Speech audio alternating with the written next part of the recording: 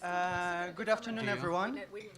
My name is Patrick Pavlak. I work for the EU Institute for Security Studies based in Paris, but also in Brussels, and I'll have the pleasure of moderating this session on political disinformation and election security.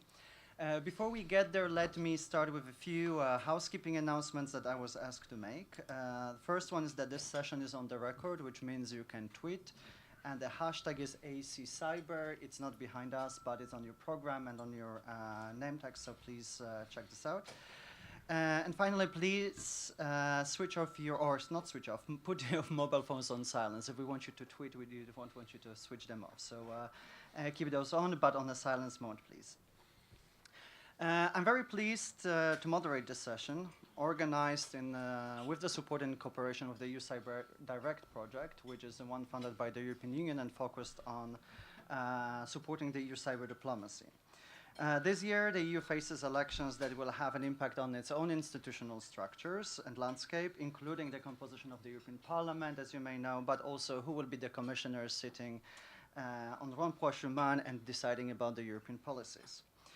Europe has already seen some interferences over the past years. So we have seen it in Spain, Brexit, and this country also has seen its share of political interference and election meddling in the past. So ensuring free and fair elections is a top priority, which is why we are happy to partner with the organizers in this specific session.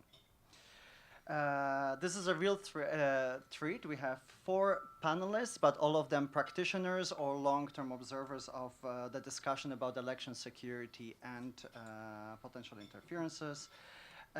I'll start from the far end with Kim Zetter, who is an investigative journalist and author covering cybersecurity and election security issues for many years.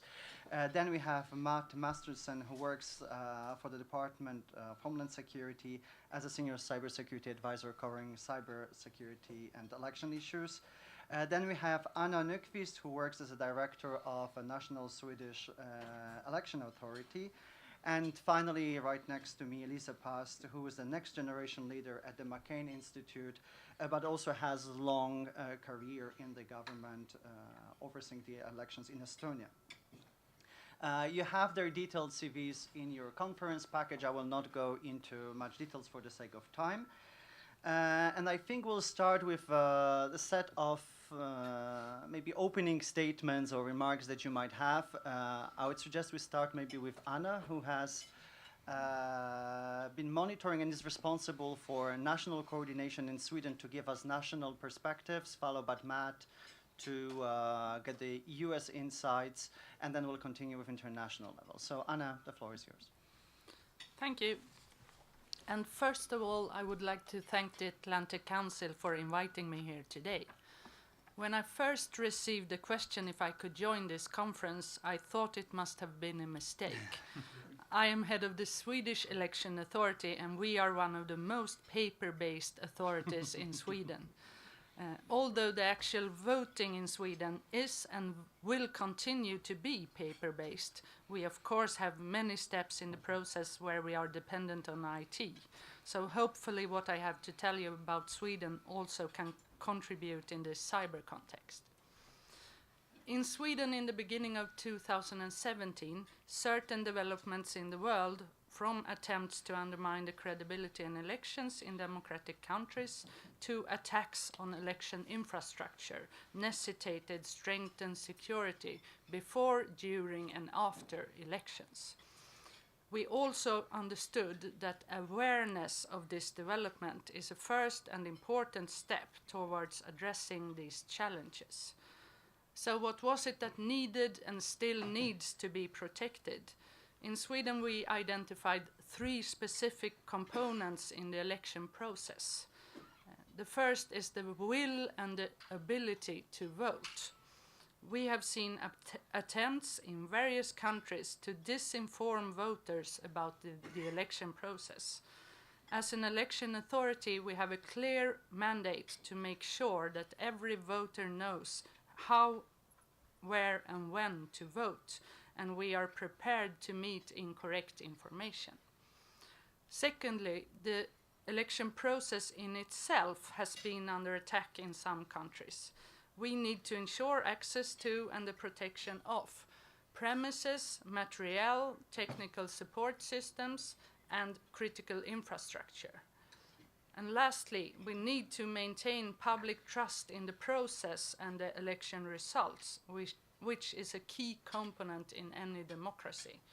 Trust in the process is high in Sweden, with an election turnout in 2018 of 87%. But we still need to work actively with the issue to maintain this trust. And we believe that collaboration is the key. Not at least so in Sweden, where we have 312 different election authorities on national, regional, and local level, which means that coordinating election authorities is everyday work for us.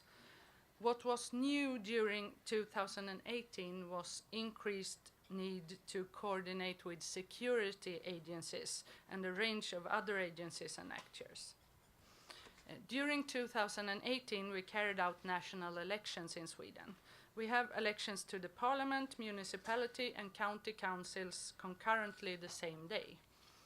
Having prepared cooperation between the relevant authorities, discussing risks, roles, and responsibilities is a precondition for implementing the elections in a good way. Different jurisdictions and responsibilities needs to be clear and crisp. All agencies needs to send the same message out. In Sweden, it is the election authority, the security services, the civil contingency agency, and the Swedish police, and several more agencies which have collaborated. And without our collaboration, we would not have felt as confident as we did and still do. Furthermore, bilateral collaboration with other countries has proven to be a key, as well as the interagency collaboration.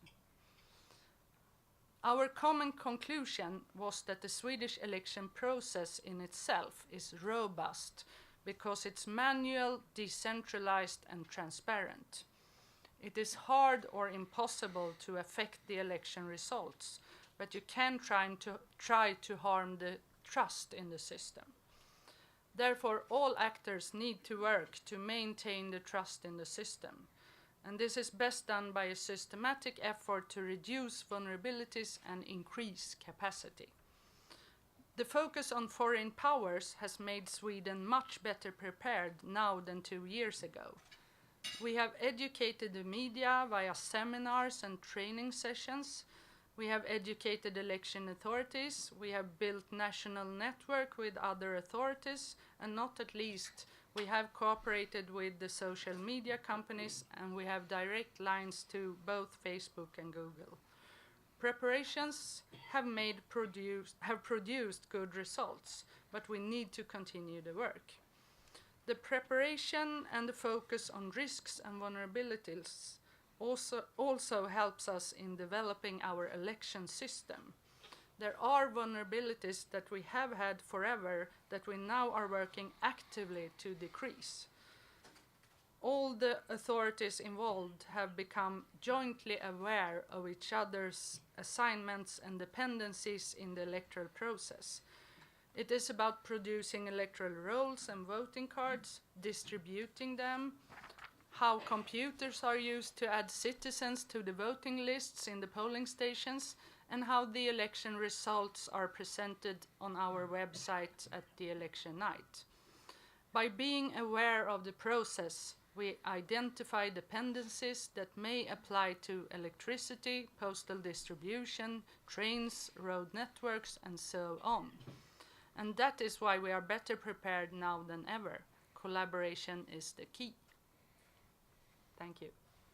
Thank you very much, Anna. We will come back to some of the points you mentioned, the importance of cooperation and coordination within the governments.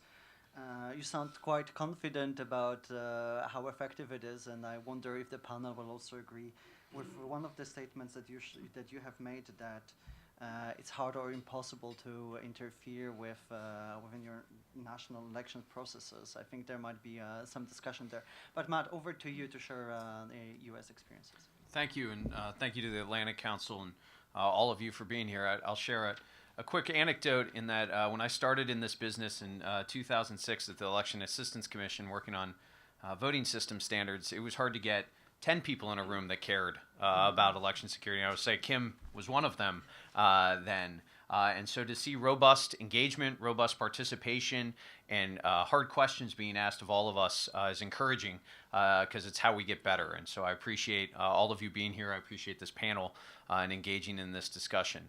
For background on me, before coming to DHS, I was a commissioner at the Election Assistance Commission, and before that worked in Ohio running elections. So I have experience out in the states administering elections. And I started at DHS in 2018, in March of 2018, and my job was to work with the state and local officials to understand risks and vulnerabilities to the systems, to provide information, support, and services, in the end to buy down risk and build a more resilient elections process. But the story of how we got there in 2018 is a little more curvy or twisty. In January of 2017, in part in response to the activity from the 2016 election and the Russians' attempts to undermine and confidence in our electoral process, then Secretary of DHS Jay Johnson declared elections as part of our critical infrastructure. And that decision at the time caused quite a hullabaloo among the state and local election officials. In the United States, as many of you know, state and in particular local election officials are charged with the task of administering elections. We have approximately 8,800 or so state and local officials across the country whose job it is to run elections in the United States of America. The federal government has a limited role with no responsibilities on oversight or regulation, and so it was incumbent on us as the federal government to build trusted relationships with those state and local officials so that they were willing to take the information sharing, the support and services in the end to build a more robust election. And the start, candidly, was rocky. We had states literally accusing the department of targeting them or trying to hack them at one point in time, right? And so as we looked at 2018 and the progress we needed to make, we knew it started with building those relationships. How do we get the states and the locals to buy into the value we have to bring? We recognize we don't run elections. We're not the expert in elections, but we have value when it comes to cybersecurity and providing an understanding of risks, resilience, and vulnerabilities. So throughout 2018, we did a variety of things. The first was we established information sharing and information protocols with all 50 states and over 1,400 local jurisdictions through an information sharing and analysis center. This is information that I can tell you when I was in Ohio in 2011, 2012, this level of robust information sharing wasn't something that was available to us. And we got buy-in from the states quickly because they recognized that ability to have information, whether general, around general risks and threats, or specific technical indicators, was critical to them as they looked at managing risks as the system's owners and operators. The second was we offered free cybersecurity services to state and local officials on a prioritized basis. Now that they were part of critical infrastructure, we were able to offer them things like cyber hygiene scans, which is just remote scanning of their outward-facing networks, on-site risk and vulnerability assessments, so penetration testing of their elections networks and systems, even physical security reviews, looking at their procedures and policies around securing the physical infrastructure at the state and local government.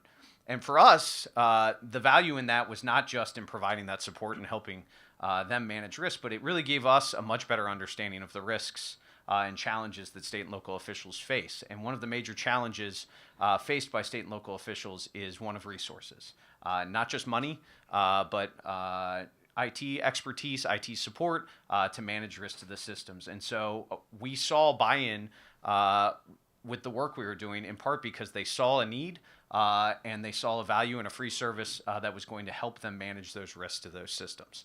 And so we worked throughout 2018, again, with all 50 states and 1,400 jurisdictions to provide those services, share information, and then coordinate across the federal government. And this is perhaps the most important work that we did at DHS as the federal lead securing election infrastructure is there was robust engagement from our federal partners at the Bureau, across the intelligence community, in sharing information, pushing information down to the state and local officials so that they can understand the risks of their systems and manage the risks as they arose throughout 2018.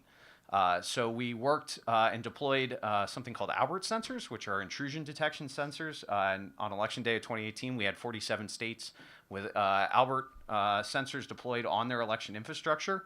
We're now almost to 50 states. I'm hopeful we'll be at 50 states by the end of this year, covering all of the election infrastructure. So it's one step in defense in depth. Alberts are not a cure-all, but what it allowed us to do is have visibility into the activity targeting election systems, allowed us to have visibility into the types of threats targeting at least the network systems within the election infrastructure, and then share information and push that information back out, again, robustly to all 50 states. So as we look at 2020 and where we were able to build these relationships with all 50 states. And now our two main priorities are getting to those locals. So we're proud of engaging with 1,400 locals, but recognize there's a lot of progress to be made to engage the over 7,000 or so local jurisdictions across this country working in partnership with the state election officials. How do we get this information to them more efficiently in a way that they can use, recognizing their challenges from an IT resourcing standpoint in order to support them better? Two is how do we have and educate a conversation around what it means to meaningfully invest in election infrastructure? So across the country, county commissioners, state legislators, Congress appropriated $380 million in 2018 in order to help begin to have this conversation. But what does it mean to meaningfully manage risk to election systems on a regular basis so that election officials know what level of support and funding they're going to have and what that does to buy down risk? So for instance, one of our major priorities heading towards 2020 is full 100% auditability. So having auditable systems with a corresponding paper record as we look at 2020. That is a huge risk benefit, obviously, as well as deterrence. And we started that conversation last year and want to continue to push. For those that don't know, the 5 states that statewide do not have auditable records are moving towards systems that have paper or a paper record. And so we want to continue to encourage that, but also encourage efficient, effective auditing of it. In my time in elections, auditing back when I started was dismissed as not useful or a waste of time and money. If we need to have a recount, we can have a recount if it's close. And more now in the elections community, it's not only accepted, but expected that auditing needs to take place. And so we need to find better, more efficient ways, recognizing the resource challenges that state and local officials face. And then doing the basics at the county level. How do we encourage things like patch management, system upgrades off of outdated or unsupported operating systems in order to move forward and manage risk to those systems? And the only way that can be done is open discussions about risk with the state and local election officials and engaging in a conversation about meaningful investment, because they can know what changes that need to take place, but if they don't have the resources to do it, then it becomes increasingly more difficult for them to manage that risk. So those are two of the main priorities. I will say we're also working with the political parties. We recognize them as a vital part of this process. We've begun outreach to presidential campaigns just to let them know, here are the support and services we have. We're available to share information and provide incident response. And we want to continue to work with you now instead of you getting our contact information in the midst of a primary election in the middle of next year. And so that's a high priority for us as we move forward, recognizing they're not part of the critical infrastructure designation, but they're certainly critical to the confidence and trust in the process. And I think Anna hit on some really important points about that need to establish trust, that need for transparency and communication about the work we're doing together, and then messaging to the American people about the process. So throughout 2018, we work with state and local election officials to try to educate voters on where the trusted sources of voter registration information, what's on your ballot, where your polling place is, what election night reporting is and isn't, so that they weren't driven by social media or disinformation to incorrect sources or incorrect information, so they could have confidence that their vote was counted as cast and could engage the officials in their community that run elections. And in the end, the best response to attempts to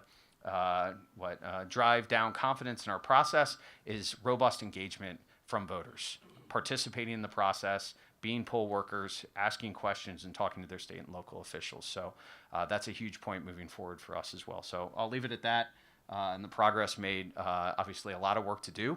We're proud of where we got to, but recognize we got a lot to do before 2020, which is already here. Thank you, Matt. And I think these two presentations already showed us that even though we talk about the same thing, we actually look at different things because Anna mentioned this mostly paper-based structure and architecture in Sweden. You talk about election security primarily from the technology perspective and how technology-based it is, which is already a huge difference in how you think and approach the whole problem. But also looking at the European discussions, we very often actually are very much focused on the disinformation aspect. And a lot of the discussions I observe in Brussels are very much focused on disinformation and how do we counter disinformation. There's hardly anybody in the room who would actually talk about cybersecurity aspects. So this is already quite an interesting change in the discussion. Lise, you had the chance to work for the national government. Now you are a researcher, probably more free to talk and criticize some of the government actions or not. We will see. With them as well. Okay, very good. Would you mind maybe trying to bring this international cooperation aspects to the discussion as well? Refer to some of the points that both Anna and Matt have mentioned and how you saw it from the Estonian perspective, which is one of those most technologically advanced and based countries in Europe. Absolutely. Thank you. And I can only echo what the previous speakers have said in how well balanced this panel is. If I had to pick 3 of my friends to be on the stage with, this pretty much is it. And similarly, I feel like we're all the old timers. Some of us have been with this for a few years. In my case, I got really scared about how Estonia ran its elections risk management about 3 years ago. My Director General did what a good Director General does, which is to say, I have no resources for you, but you're in charge of it now. And that's how the Estonian comprehensive approach to risk assessment and risk management in elections happened. Which then led me to say, well, it's really odd that we're not talking to our European partners more about that, to which all of our European partners said, this is national business, democracy is a question of sovereignty and vice versa, how dare you? To which my Director General said, you're in charge of it now. Which is how the European Union's compendium on the cybersecurity of election technology was born. I locked some techies into a room for about 6 months, in which we discovered that we can have a mandate if we all want to eat dinner. And we have a pretty good and easily operationable collection of principles, cases, case studies. Sweden was a valuable participant, so were many other countries, of how to approach technology. It's a box of chocolate, it's a pick and mix, and it has to be that necessarily, since the electoral systems are incredibly diverse and the reliance of technology is incredibly diverse. Also, election meddling as such is not a technical problem, but a political one, and therefore the solution cannot be just a technocratic one, but rather the question is, how do you introduce technology to elections and to democratic procedures in a way that's safe and secure, that we do not experiment with the cybersecurity of elections, and most importantly, that the way we run elections, facilitated and supported by technology, still allows us to have free, fair, open elections based on a secret ballot. So that's where I come from, and that's sort of what I'm trying to solve for. And for me, there's 3 levels. First is the single actor, what the election managers, such as Anna and her agency, can do. The second is a multi-actor approach. So how do you pull people like Matt and his team into it? That the intelligence community, the cybersecurity community is involved, because at no point should any of us pretend that the election managers can or have to be cybersecurity experts. They're not even process people, they're project people. You run a set of elections in a safe and secure manner, and that's what your mandate and way of working is and has to be. And then thirdly, the global view. So in the single actor, the election management body view, really the question is to keep your house in order. And you're right, Patrick. It's sort of gotten drawn into the fake news, social media, and then back to the cybersecurity side. And in the cyber part of that equation, we've fallen victim to a fetish of technology, because it's so easy to go around and say, monitor, detect, mitigate, DDoS, situational awareness, real-time notification. Yes, all of that is important, but there's good mechanisms to do that in place, and we just have to figure out how to do that for elections. Of course, you should not introduce technology to elections without understanding what the technology is. And of course, you shouldn't buy a black box of technology, voting machines, and trust for that to be good. But there are technical solutions in place that are way beyond elections. And in elections, keeping that in mind, we really have to come back to procedures to make sure that we know how to observe elections based on a paper ballot and paper procedures quite well. But can we do both individual and universal verifiability when using technology? In other words, can a voter, the way they know that their vote goes into the ballot box, also technically verify that that's happening? The Estonian solution is that you can vote only when you're voting using the internet. You can only vote using a computer, and then you use a secondary device, a smartphone or a tablet, to verify that your vote was recorded. And universal verifiability will continue to be reliant on some pretty complex mathematics and cryptography, which of course still depends on whether you trust the election management body, but you do have to do that on paper as well. In the end, you do have to trust that the person is professional and reliable and not an insider threat. And inevitably, as a risk manager or someone who manages risks, I think in terms of nightmare scenarios, and my biggest nightmare scenario for election management bodies is that there's a strategic silence. We've not really seen a lot of malicious cyber activity against elections in the last year or so. There's, of course, your distributed denial of service, there's your brute forcing, there's attempts to deface websites, but that we'll think that because they're silent and there isn't a lot on the cyber side of things, that we have to stop investing. And that's what the attacker is waiting for. So you have to keep your house in order. On the multi-actor side, there's excellent examples. There's work that the DHS, the Election Decisions Commission, and also the Election Infrastructure Information Sharing and Analysis Center up in Albany are doing in this country, which is well beyond what we're doing in Europe in terms of operational information sharing in real time or close to real time.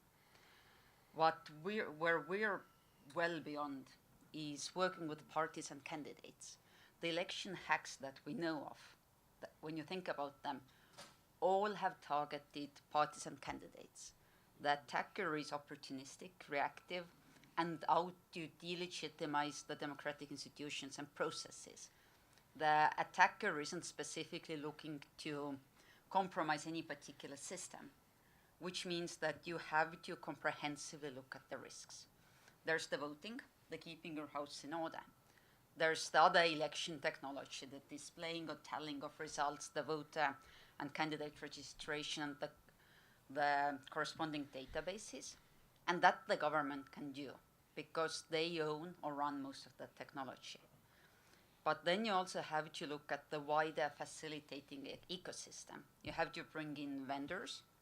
If your vendor isn't on your 24/7 support team during elections, you're doing it wrong, because their risks and their threats are your risks and your threats.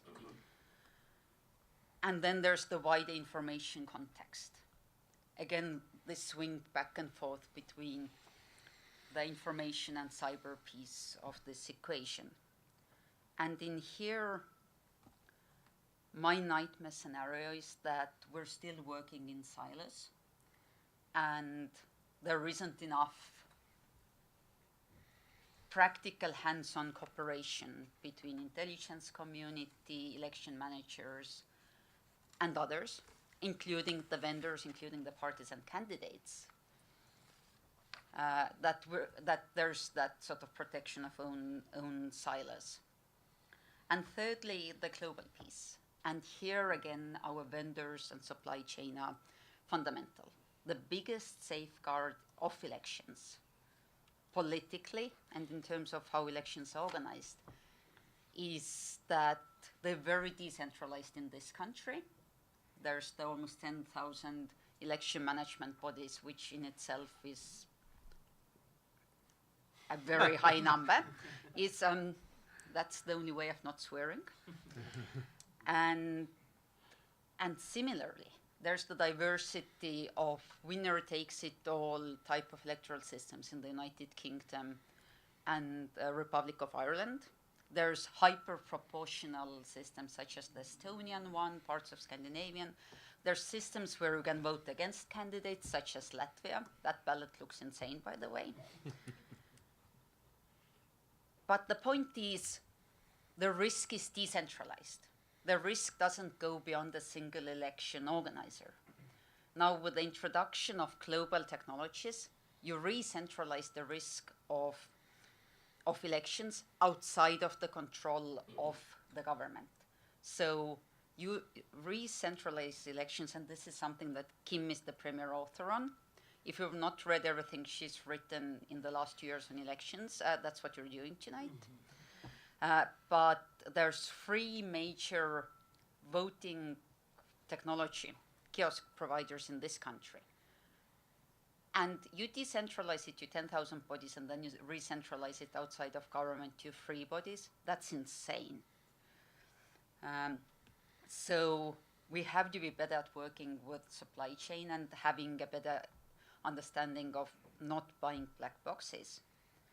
And secondly, and my nightmare scenario here is that the European Union will make the same mistake, so again in 28 times last week of May, when within 5 days, is it? Or 4 days? 5 days, I think. 4 days. In 4 days, 28 countries go to vote. That we don't have a convincing mechanism in place where an election organizer or the cybersecurity agency can pick up the phone and say, hey, listen, I'm seeing this and this is working in defense. Or we're being hit by serious network probing. Are you seeing that as well, or is it random?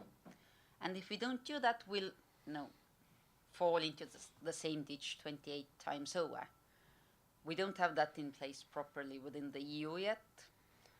There's good bilateral relationships within Europe and across the Atlantic, but there isn't a clear sort of mechanism in place. And until that happens, not just Russia as an adversary, but many other nation-state-backed actors can just take lessons and tools out of the Russia playbox and go at that again because we've not learned. So with that optimism, back to you. Thank you, Lisa. Just to also add maybe to your remarks, what might happen on the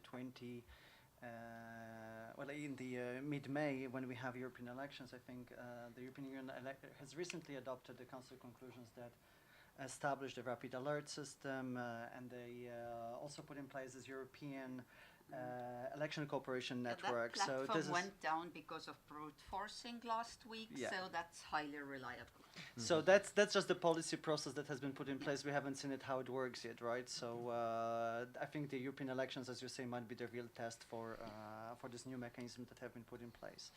Now, Kim, you have been already mentioned several times. So what is your take on what we have already heard on this panel, but also what you have seen over the past years of your work on the election security that you consider we should be thinking of as we approach the topic on the European side or thinking about next US elections? So, excuse me, my focus is primarily on the U.S. I can't speak very much about other outside of the U.S., their elections or monitoring. But I think that we all owe the Russians some gratitude because as Matt said a while ago, there wouldn't be anyone in this room. I started covering election security in 2003. And we are, in 2016, we found ourselves in exactly the same spot we were in 2003. That's how little progress, despite all of the information that was available about vulnerabilities with the voting machines and with the elections offices, the needle moved nowhere. The most we got, we actually did get some states, California was leading, that banned paperless voting machines. They were sort of at the forefront of that, and then other states realized that that was a necessity as well, although there are still some stalwart states that are holding out. But the problem with moving to a paper-backed system, however, is that the paper means nothing if you don't look at it. And even though we have many states that have mandatory audits in their laws, the audits are not robust, and they're almost non-audits. So, for instance, in California, you have a 1% mandatory audit, but it's 1% of votes. It's 1% of precincts randomly chosen. So at the end of the election, you pick a certain percentage of precincts and you do a manual audit of those votes in those precincts, rather than across the board of a county 1% of votes. So if something hasn't gone wrong in those particular precincts that you've chosen, those 1% of precincts, you're not going to catch anything. I think that the designation of critical infrastructure was important, and it's really remarkable that elections weren't under that prior. We have 16 sectors in the U.S. of critical infrastructure, including motion picture associations. Sony was considered critical infrastructure, and when you imagine that Sony was considered critical infrastructure and our election systems and election infrastructure was not, it's really remarkable that it took until the 2016 sort of debacle that we actually redesignated that. So the introduction of DHS into this process, I think, has been crucial, and that there hasn't been a body until now that actually understands security. NIST has been involved in helping to create standards and testing, but their role in it has been really handicapped in many ways. And the EAC didn't have the technical expertise it needed. It occasionally had someone on staff that had technical expertise, but that would be like one person or two people. And so there really wasn't this sort of momentum of moving outside of the security of the voting machines to the security of the infrastructure in county election offices. So I just want to talk briefly about what DHS is doing and what it can't do. So Matt was talking about the Edison's, well, it's not Edison. Albert sensors. Edison's innovative as well. The Albert sensors. So this is important in terms of monitoring what's coming into elections offices. But it doesn't get to the voting machines themselves. It gets to the election management systems, the networks, the internal networks, and things like that.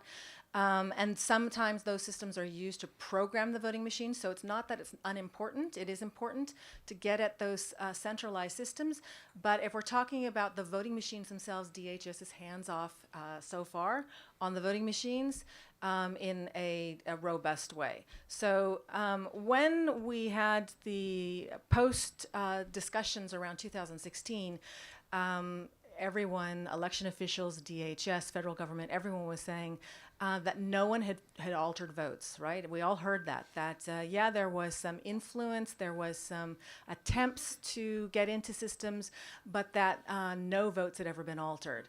And that has to be said with the caveat that no one ever looked.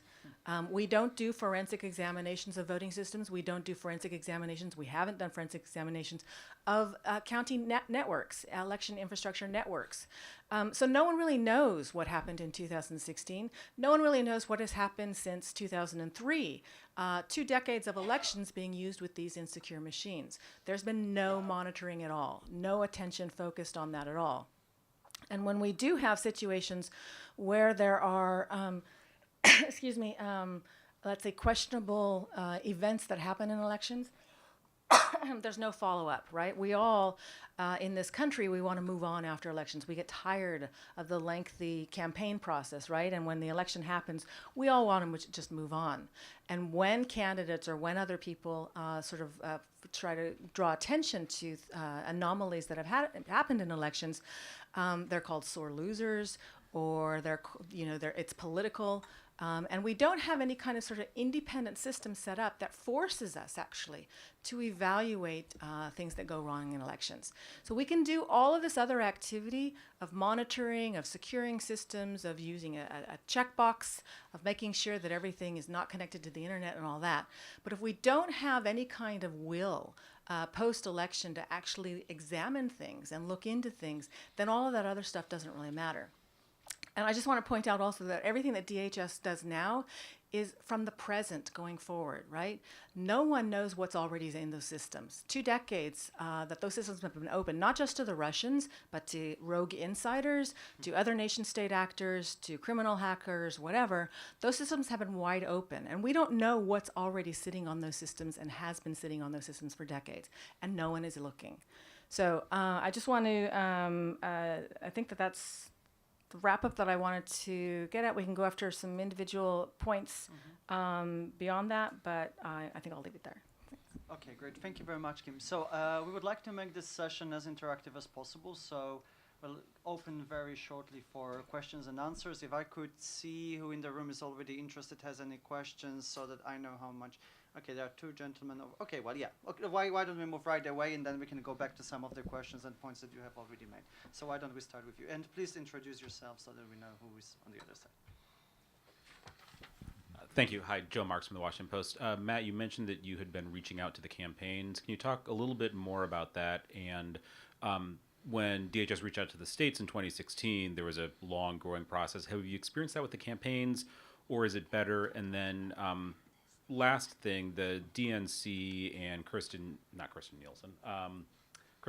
Gillibrand in the last day or two have both made pledges about not using hacked materials in their campaigns. Have you talked at all with the campaigns about that as a deterrence measure?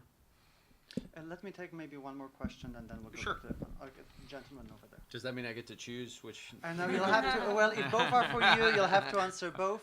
But I would also like to bring to on this question as a follow-up. Maybe there was this element of working with the parties.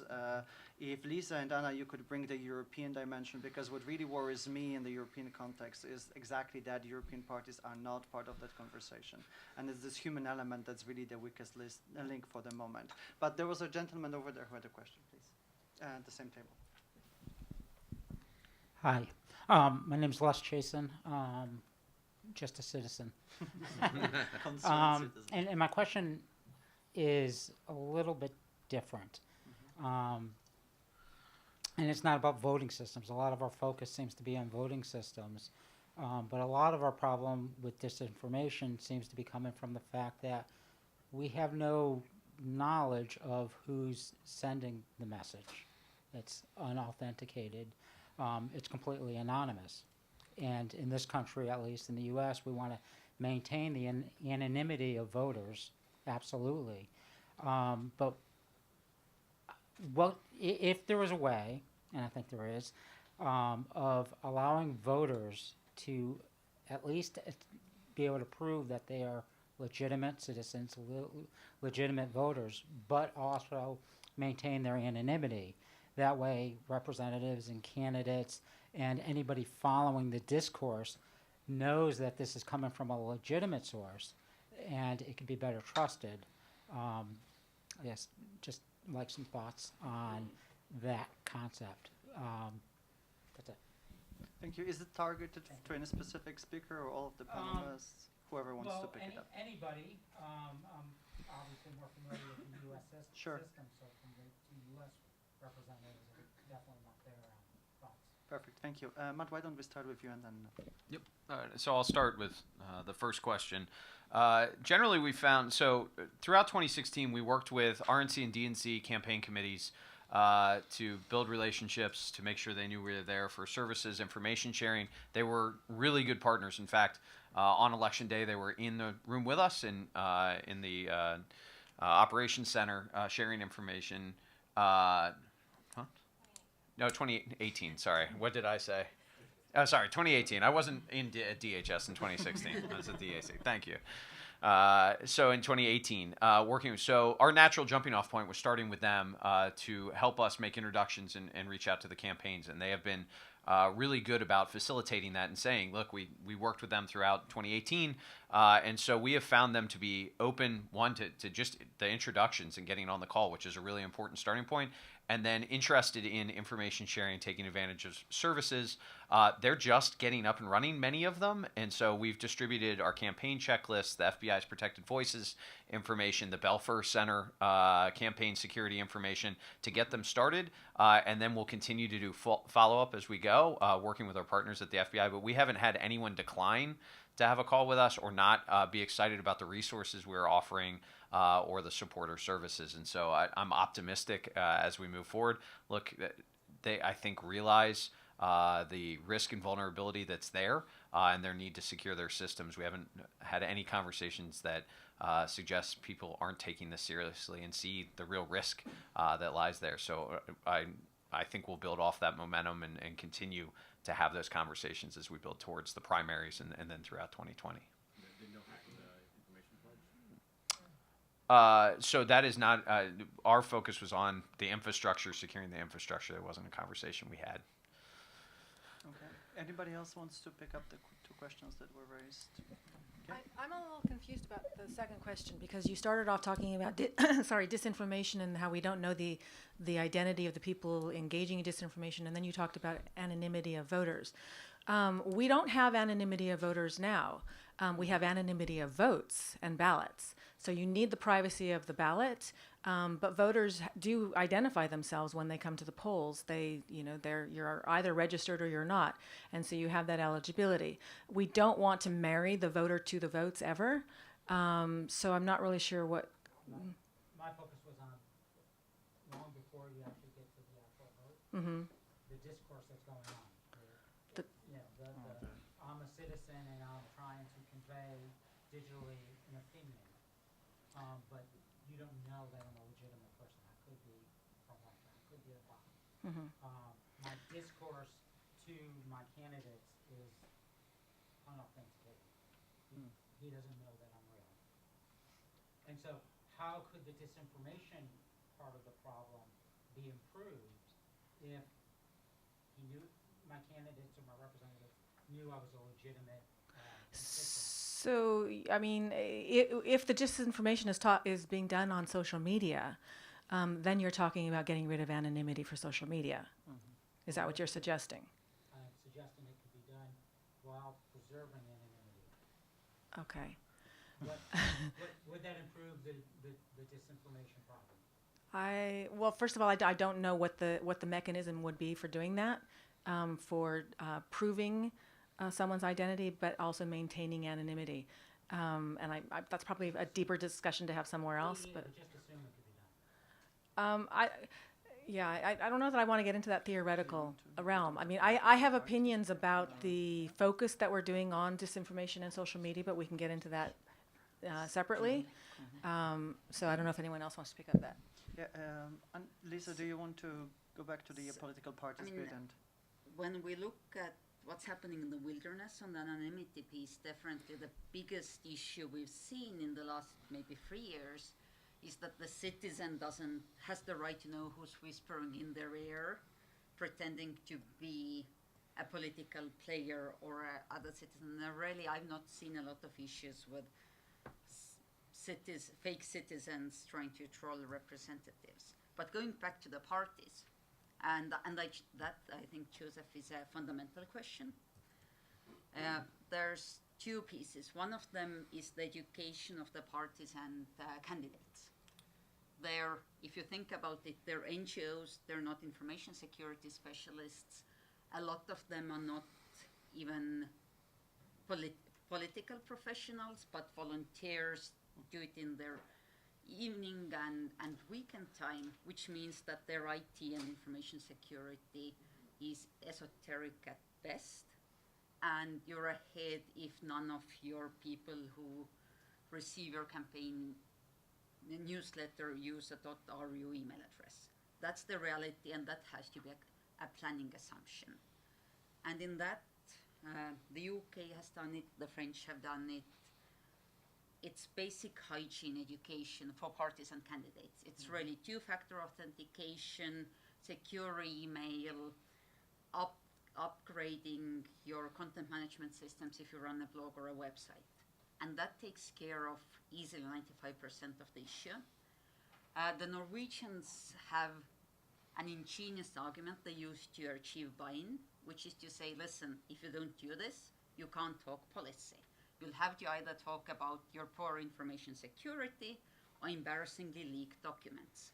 So you've got to do this, and that seems to have worked. And secondly is the security support to political players, which is tricky since it would be inappropriate for a government agency or an intelligence, let alone an intelligence organization, to look into the inside of the networks of political players because of, well, Big Brother and democracy and all of that. We developed an approach where we offered testing of public-facing services. So only the attack surface that's available to any attacker or accessible to any attacker. And under a non-disclosure agreement, the parties, their secretary generals or their heads of InfoSec, if such a person existed, so their unicorns got the closed envelope of recommendations, test results and recommendations. We made sure in Estonia that we only worked with a perimeter. It wasn't a full penetration test, again to preserve the privacy of political players under no conditions were the testers allowed to go inside those databases, those servers, anything else. So we knocked on the doors and windows, and that worked really well for us. I want to still press a bit on this issue of working with political parties, because I think that's really one of the key issues. You, Lisa, mentioned that solutions are available, they're out there, they're easy, and they solve 90% of problems. But whoever works for the political campaigns or candidates, this hardly ever comes as the priority for them. They have very limited resources. They focus on running the campaign rather than making sure that their systems are secure, and that is the big part of the problem. And I'm wondering, I'm looking at Matt, Anna, Kim, have you in your work encountered any, let's say, good practices or quick fixes that could potentially work when you talk to the candidates to have them actually adopt those good practices and implement them and convince them that actually it's worth investing time and resources and going in that direction rather than push it and hope that bad things never happen? Anna, do you have any experiences from the Swedish context working with your candidates? Yes and no. I think it's a difficult question, and we have very different systems and different. In Sweden, we have had, for instance, in our last national election in 2018, we had 79 parties participated. So we have many parties in our system.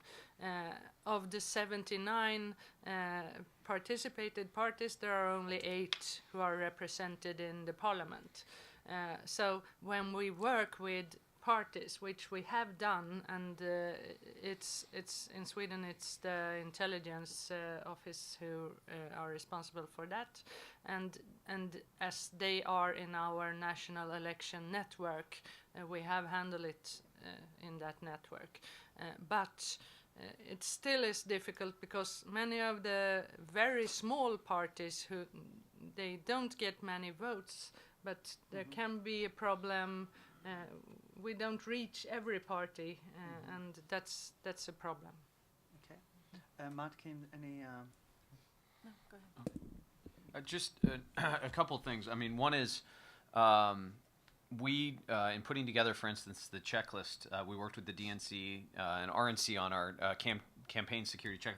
And as Lisa said, it is simple. It is the basic steps you can take, and then re-emphasizing and pushing that it starts at the top. That leadership begins with the IT folks, administering either the campaigns or working within the parties. So, for instance, Bob Lord in the DNC has really prioritized, created his own checklist, and really pushed the concept that the systems that they're going to use are pre-configured with security, as opposed to assuming that the user needs to implement it. And so he's been outspoken about that. And then we've seen some private sector companies engage in trying to support folks like Microsoft and Google, trying to support good security practices by offering campaigns, support and services that have that enhanced security ready to go for them to use. But it's going to take a constant drumbeat of understanding and push, because rightfully many of the campaigns, they're focused on getting people elected, right? They're not, and so helping. It was actually raised, helping them understand that good cybersecurity in this case is good politics in many ways. They also don't exist for the long term. I mean, Right. Campaigns are pop-ups, right? And they exist for a really short period of time. So investing in security is not going to be a priority because they know they're not going to be around. Yeah. Yeah. Okay. Thank you. So I have a gentleman there who was first. Please, let's in the table in the middle, and then right here in the front. Mike Nelson. I have an undiplomatic question, and I hope somebody will be undiplomatic enough to answer it. In the last couple of months, more than half a billion people have voted in India, in Israel, local elections in Turkey, in Ukraine. I'd be interested if you have, and in Indonesia as well. I'd be interested if any of you have some advice on how the governments in those countries could have done the election better to ensure greater trust in the process, not just the voting process, but the tabulation process and also the disinformation process. Thank you. And I have 3 questions at this table over here, so I'll take only one and then go back to the panel. So please. Thank you. I'm Sam Visner with MITRE. I'm the director of the National Cybersecurity Federally Funded Research and Development Center. A good deal of discussion, I think we've heard about voting systems and also the issue of the provenance of information, social media. Haven't heard quite as much about voter registration systems, and I'd be grateful to get a perspective, both a U.S. perspective and a European perspective on the status of securing voter registration systems, which I think are critical to ensuring the integrity and confidence of an election. So I'll stop at that point, and thank you for letting me ask a question. Thank you. So let's start with the undiplomatic question and the one linked to the voter registration system. Who wants to pick it up? Yes, sir? I'm afraid I might give an undiplomatic answer first. Out of all of the countries you mentioned, I know obviously Ukraine the best. And it seems like that other than about a week of aggressive and presumably coordinated attacks, mostly DDoS, on their Central Election Commission, mostly and other government agencies, it was reasonably quiet. Now, if you think of that adversarial strategy, if you have a comedian running for president as the front runner, you might not need to do a lot else to delegitimize the process. And that illustrates how the adversary seems to be thinking. In Ukraine, the undiplomatic part of my response is that as the first step, the West has to stop assuming that our elections are any more legitimate and we're any better at security than these countries, most of which have built up their election security from the scratch in the last 10 years, and most of which have built up their democratic institutions from the scratch in the last 20 or 30 years, which means there isn't a legacy of 150 years of mistakes. So that's my undiplomatic part of the response, but very, very frank. And the one thing that I can see, those places that have really had to figure out security from nothing, now need to improve next is the cooperation piece. I think Swedish is the prime example of where to learn. It's not just Anna's agency, but also the task force model under the civil contingency agency that pulls together the information security, information warfare, and other pieces, as if it was a civil crisis. So that sort of making sure that those reasonably well-equipped and reasonably modern thinking parts cooperate. And on the voter registration, that's a great example of legacy being an issue. The way Estonia does it is that because we have a digital population registry, and we operate on a once-only principle with all the data. So we only give it once to the government, and the government tends to record it in only one place with a robust data exchange layer in between. It's easy. The population registry with your legal registered address is fixed 30 days before elections, because where your legal residence is 30 days before elections is where you vote. 14 days before elections, we lift that from the population registry to avoid having a real-time dependence on an outside service. And about 7 days before elections, it goes into the election information system. Oh, sorry, 14 days before, because that's 7 days before we start to pre-vote. By 2021, we should have a real-time system where we don't have paper voter lists on election day, but it's rather a digital version of it with a paper backup. But that's, again, legacy versus having had to figure it out in the last 20 years or so. And voter registration in Sweden, how big of a problem is that?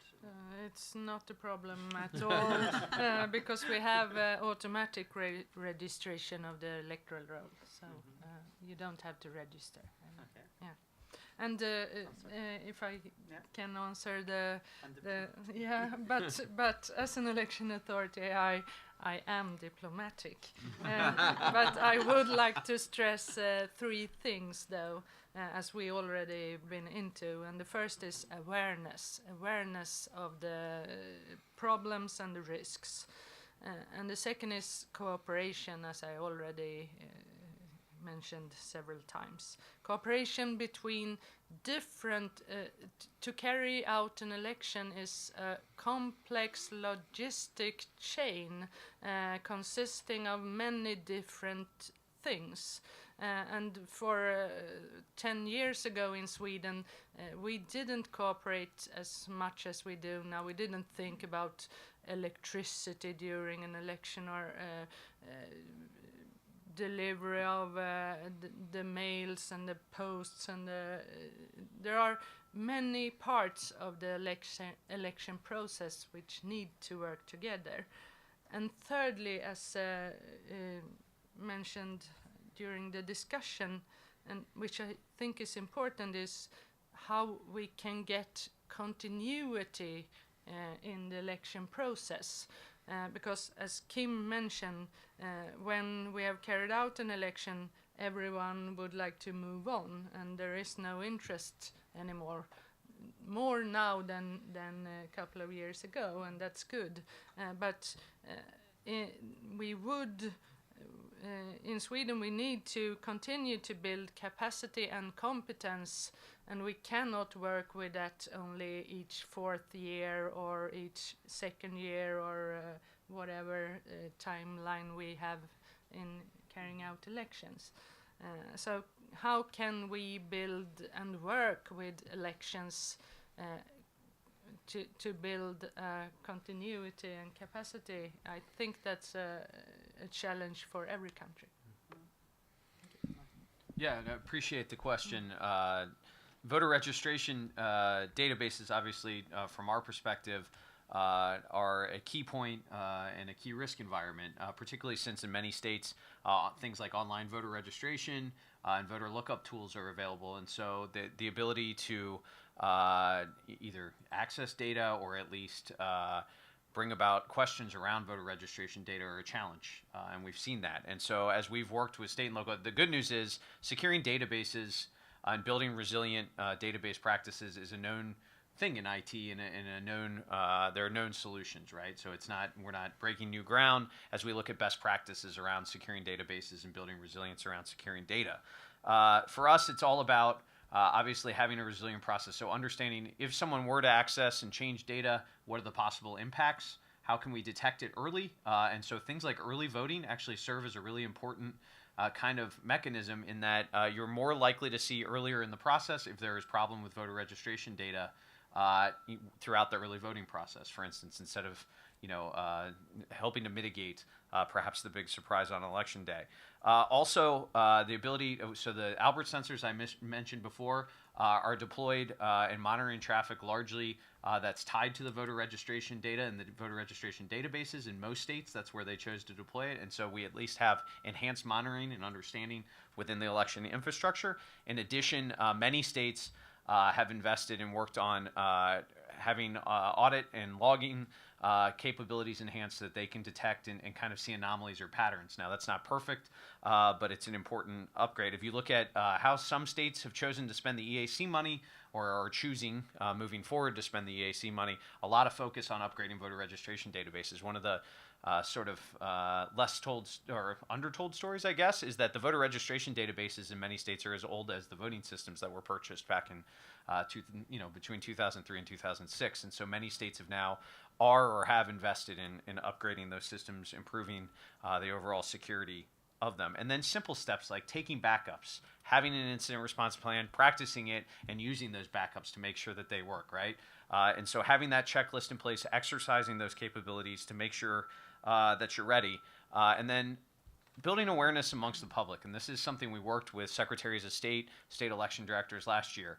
The good part about voter registration data in the vast majority of states is voters can look up, am I registered? Where am I registered? Is the information correct? What's on my ballot prior to the election? And so if there is an issue, there is awareness that can be built amongst the public to help flag issues and challenges. It's all public and available to them. And so driving them to those sources of information, whether it's the secretaries of state or county election offices, and then looking, is it correct? Are there steps I need to take to open it? And then I'll give you the nerdiest answer in the room, but one that I think is really important, is there's an ongoing effort for several years now on creating a common data format in election systems. And the ability to use that data format to help inform not just the voting system process, which is where the EAC's focus has been, but also to help build out data usability and data transferability, I think will help us to better understand voter registration data activity, monitor that activity, and really empower states to have more capabilities to understand what's happening with their voter registration system. So that's just a really important effort that kind of doesn't get talked about because it's wonky, but it's really key as we look at modernizing and improving our capacity moving forward. Kim, before I give you the floor, I want to add something to the question that was asked because I think you might be well fit to answer that. The elections in other countries, we talked a lot about the security of electoral systems, but I think the part of the lessons that those countries you mentioned took from the discussions in the West is primarily about disinformation, how to tackle that, which brings us automatically on the path of social media and how do we regulate social media. And in most of those countries, unfortunately, what we see is actually internet shutdowns, blockage of the social media services and platforms. So from your perspective, how well or how badly are we actually contributing to the discussions in those countries, and how can we recalibrate and make sure that the conversations we're having are not actually impacting in the negative way democratic processes in those countries over there?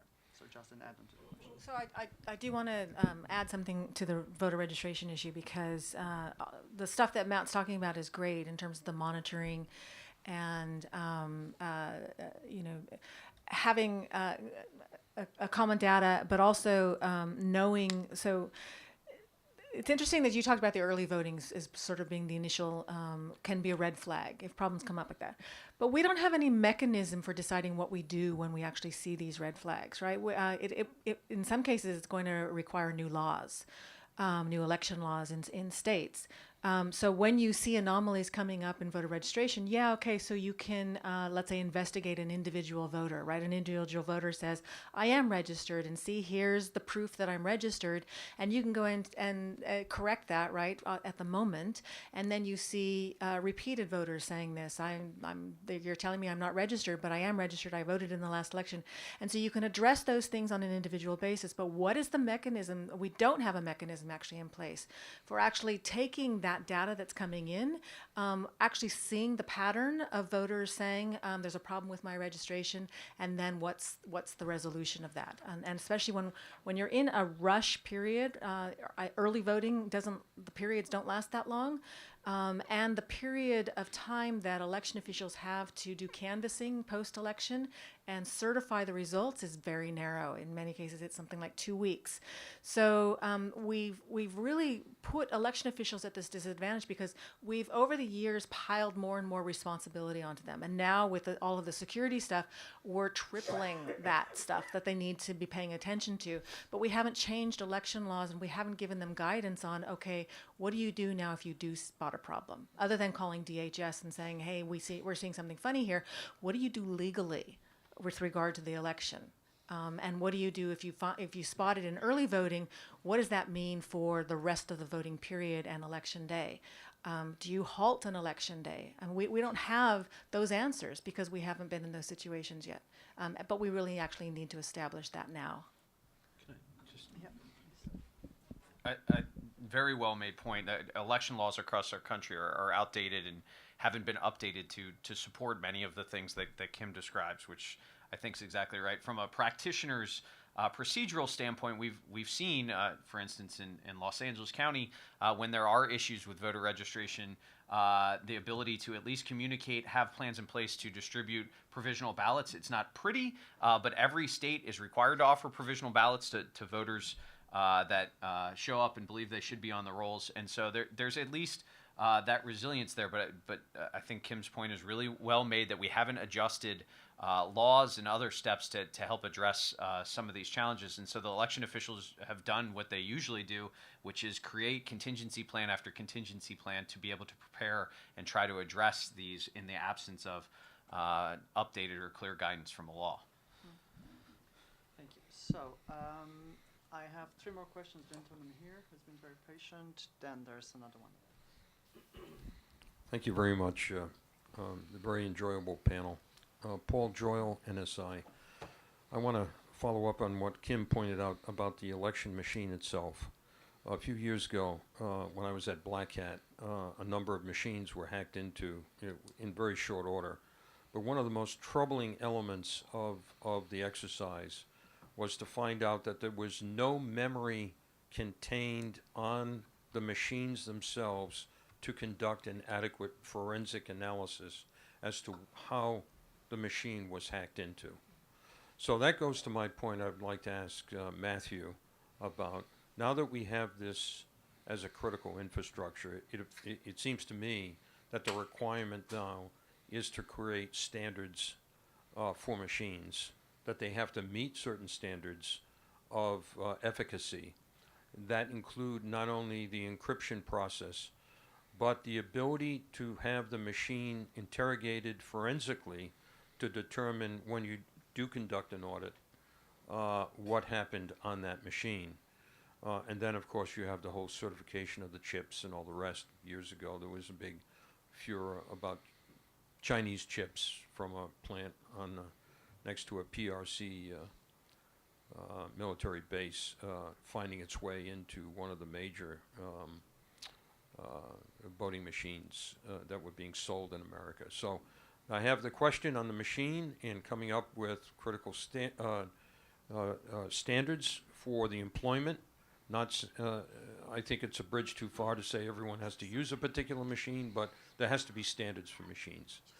And then the other question I have is that you brought up, Matthew, about the example of 1% of precincts or auditing on elections, or someone, or actually Kim did. In a presidential election where we have extremely close races like we had previously, of only a few tens of thousands of votes to shift the Electoral College in a given way, is there any thought of having a requirement for an audit to be conducted of electoral states which flip under a particular percentage of the votes cast? So those are my 2 questions. I'm just going to throw out, be careful when you set a threshold, because the hackers are basically going to achieve and go beyond that threshold so that it never kicks in. Well, yes, but a percentage of a vote could be at least a means of checking, especially close ones. I mean, I realize that if you inform the enemy what will begin the war, he'll change. but still some kind of level of deterrence. But I'll lead the panel to those questions. Thank you. And there's a question in the table in the middle, please. Yeah. No, sorry. There's the gentleman there with the red linear first, and then it's you. I wrote down what I could. Hi, Derek Johnson, Federal Computer Week. Hopefully you guys can all keep these questions all organized in your head. So earlier, one of you mentioned that what really scares you is sort of the strategic silence that you've observed over the last year, and I'm wondering to what extent that might be inhibiting our ability to scout out how the nature of the threat is evolving. We're sort of always told that you can't just look at what happened in the U.S. in 2016 and map it to 2020, that the methods are going to change, the actors are going to change. The midterms here wound up being, I think, quieter than some maybe expected. So here we are sort of 18, 19 months out from, I think, from the 2020 elections. Do we have any kind of sense for where that threat is evolving to and kind of what we're going to be facing? Mm-hmm. Thank you very much. And then the last question over to the gentleman.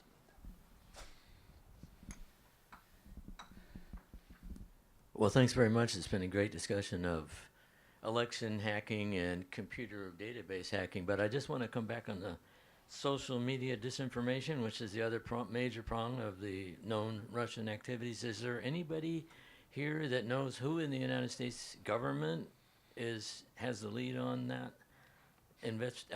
figuring out what's going on and what to do about it? Do you?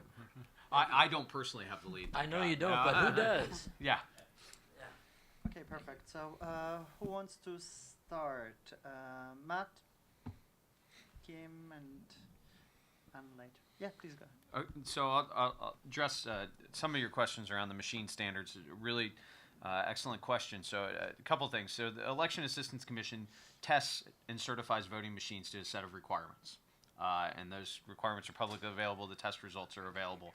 Those requirements are currently being updated and under review. And so one of the first things I tell you is go review both the higher level guidelines that they're working on, but there are literally public working groups that they're working on to develop the standards. And one of the conversations I could tell you around the higher level guidelines and then the underlying requirements is around this concept of logging and forensics and the need for that. One of the largest areas of improvements from the initial set of HAVA systems, so the systems purchased that were largely built in the late 1990s and purchased in early 2000s versus some of the newer systems that are deployed now, is the logging requirements in the 2005 VVSG improve upon, but I think there's room for growth on that. So the requirement in the VVSG now is something to the effect of, and I won't remember the exact requirement, it must log all events, but the challenge there is it may log all the events. Are those logs readily available? So the other part of that requirement is that those logs must be readily available, and that has been a challenge for the industry with some of the older systems. And so I would look to see improvements, large improvements in that area as industries working to address that. But it also speaks to a guideline that's in the draft version of the VVSG that's up for comment now that's critical, and that is the concept of software independence, that ability to both verify and audit the election regardless of if there are seen or unforeseen changes, so that ability to audit and verify the election. And that's currently in VVSG 2.0, and that's critical because then even if we're conducting the forensics, which is appropriate and needing to get the background, we still have that ability to show voters that votes were counted as cast. And that gets to your question around auditing. The area I am most optimistic about is the improvement on our ability to audit the election. There are some state laws that hinder that challenge there, but the systems more and more are going to be expected to support auditing, not just any auditing, but robust statistical auditing that will provide public transparency and confidence to that. And so we've seen states like Colorado, New Mexico has a form of that already in their statute. States like Rhode Island, New Jersey, even as they haven't moved to auditable systems, has begun to look at these risk-limiting audits. And so I'm really optimistic because good, efficient auditing isn't just like a new concept for elections. It's something that exists in our society, certainly in IT practice. So it's something we know and can get our brains around as important to do. And so I'm really optimistic that we're going to continually improve and find better ways in a very resource-tight environment. Election officials don't have a lot of time, money, and people, right, that we can find efficient ways to audit, and there are some really smart people working with election officials on this. Folks like Ron Rivest and Philip Stark on the ground with election officials, finding better ways to audit, and that's really encouraging to me as we look at that need to give confidence to the voters. So. And then to your question, sir, on disinformation, so that the Federal Bureau of Investigation is the federal lead on countering foreign influence and disinformation. DHS and the Intelligence Committee serve in a supporting role. Our big effort or role this year into next is going to be focused on educating and building resilience in the American public, doing outreach to voters through groups and constituencies and secretaries of state and governors, whoever we can find to partner with, libraries, to be able to reach out to Americans and help them understand how they're being targeted, what disinformation looks like, and how they can begin to kind of combat it. But that's something that, frankly, many European countries are doing really good work on, that we're going to steal or borrow their practices from as we look at ways to really engage the American people in educating not on the content of social media, but how to identify that disinformation and understand how they're being targeted. I mean, the EU versus disinformation has done some really good work around this that I think we can take and use as we begin that outreach to the American people.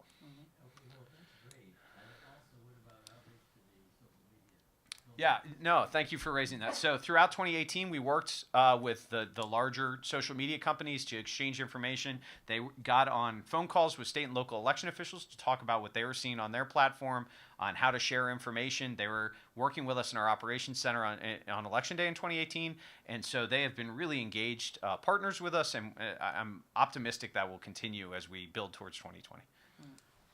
Thank you, Matt. So one lesson from Europe is that actually the most trustful source of information for Europeans is still traditional media, which I think might be really difficult in some countries where you actually see this permanent discreditation of traditional media like the TV stations or press. So I think that's something that we have learned to kind of keep an eye on as well. Lisa, do you want to jump in on the standardization certification? Sure. I'm a large, big fan, but very cautious of certification standardization. And it's tricky because it's most suitable for a reasonably mature market and a reasonably mature product. By setting certification or standardization criteria, you lock yourself into essentially that criteria, which even if it's a simple checklist. So when it comes to election technology, I don't think we're necessarily there yet looking at all of election technology. There's parts that are more mature, where it's more fitting, but for election technology as such, and given how fast the threat is evolving, it might be a question of having to choose between actual hands-on security and certification standardization, since also aids the lock-in into that criteria, and secondly, certification takes time, standardization takes time, and the world in this particular sphere is just moving a little too fast for that. So that's on the first piece, and then you asked about strategic silence, which I mentioned earlier. It really illustrates the adversarial activity, which is that they're throwing spaghetti at all walls, and cyber's one wall, misinformation, disinformation, social media is another wall. We're having to assume that using proxies and what the Soviet tradition called useful idiots is another wall, and I'm afraid that behind us there might also be an element of blackmail and personal manipulation. So the only and that would explain the strategic silence or the silence in cyber to a great degree for me. The information space, as the gentleman in the corner mentioned, is just so wide open, and it's cheap and it's easier simply for the adversary right now. So the trick for election managers, and it's not just election managers, I think in the end it's the government office or the prime minister's office, or in this country the White House, possibly with the help of DHS, is to how to come up with a risk management model that clearly has the same degree of flexibility as the adversarial tactic has. And that can be the only answer, really, because spaghetti will continue to be thrown at the walls, and the adversary will continue going in the direction of the sticky spaghetti. And we have to be able to make sure that we know how to clean those walls in every direction. Thank you, Lisa. So we only have a few minutes left. Is it a short question? Yes. Okay. Briefly, and then we'll have Yes, a question from Matthew. Last year it was announced that West Virginia was going to use a blockchain-based mobile app for voting.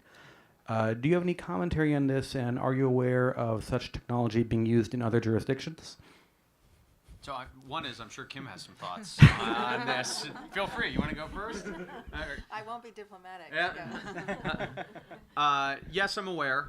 We've talked to West Virginia about that. Generally speaking, DHS has been pretty open about the challenges and impossibilities in many cases of securing mobile voting, at least in the United States, with the resources and approach that we have.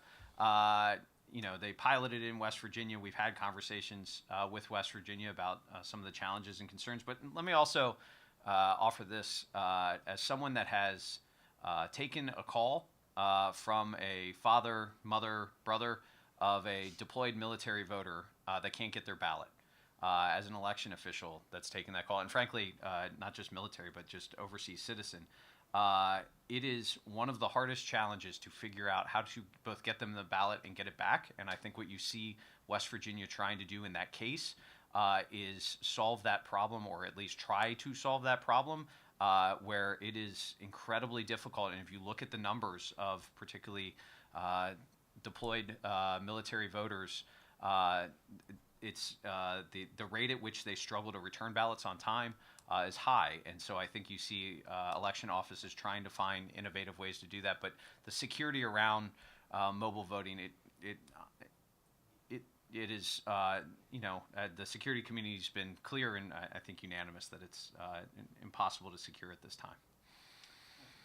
Kim, do you have a quick, not diplomatic reaction? No, I think that, he said it perfectly. I mean, I understand that tension between election officials needing to, what's driving this is, of course, is the military and overseas voters. And I understand that tension, that need to get those ballots there. Delivering the ballots seems to be fine as long as you can verify that the ballot that they received is the legitimate ballot. Returning a ballot electronically, I just don't understand how anyone could actually support that. And I think that it comes down to election laws again. That if you don't have the time frame that you need in order to get ballots delivered, and if you don't have the processes in place in order to get the ballots delivered and returned, because oftentimes what we find is we're not just talking about voters overseas not getting the ballots in time. We're talking about absentee voters within the county who don't receive their ballots on time. So I'm really reluctant to listen to arguments where it says, well, it's overseas voters and those military people are driving this, when really election officials have trouble delivering absentee ballots to the person next door in time as well. So just quickly, not disagree, but if you look at the data from the UOCAVA surveys, that the disenfranchisement rate is high, that challenge. And so if you look at it from a risk assessment point of view, right, that the election officials are trying to address a risk that they see from numbers is real, right? Where folks aren't able to have their vote counted despite, at least electronically receiving it. And so they're I think, challenged in that risk analysis to try to find inventive ways. And some states have found other ways, extending deadlines and whatnot, to try to allow those to count. But having sat in that position, those challenges are very real, and it's difficult when folks have gotten a ballot and they're just not able to get it back in time. Okay, so we're about to close, but if I can abuse my privilege as the chair, I would like to go back to the question of where is the threat evolving. So Lisa has already given her tip. I would like to start maybe with Kim, each of you about 10, 20 seconds in a few words, where do you think the threat is evolving and what we should be looking into so that in 10, 15 years we're not living for this oops moment again? I mean, does it have to evolve any further than it already is? The threat is pretty high as we are. Perfect. Matt, any... Yeah, I mean, I think we view the threat as constant and real against our election infrastructure. I spend a lot of time thinking through that undermining confidence and ways that we can kind of build that resilience, because the reality is you don't actually even have to touch a system to push a narrative that undermines confidence in the elections process. And how do we kind of steel ourselves to attempts to do that, even if a system isn't accessed or targeted in that way? Great, thank you. And Anna? Repeating again, or seeing elections as a critical infrastructure and raising awareness and cooperate between authorities. Great. And Lisa, you could repeat your... There's been no convincing response, governments-wise or internationally diplomatically, that would tell any nation-state-backed actor or intelligence agency of an adversarial state that they shouldn't be learning from the Russian playbook. Mm-hmm. And the cost of those attacks has become less, not more, in the last few years. Great. So thank you very much for participating. Thank you to our audience. I have a few announcements to make. The next session will be at the Listener Auditorium. Please return as soon as you can. And the next session will start at 2:30 with the speech by the Honorable Chris Krabs, Director of CISA. So thank you very much, and please join me in helping that, thanking our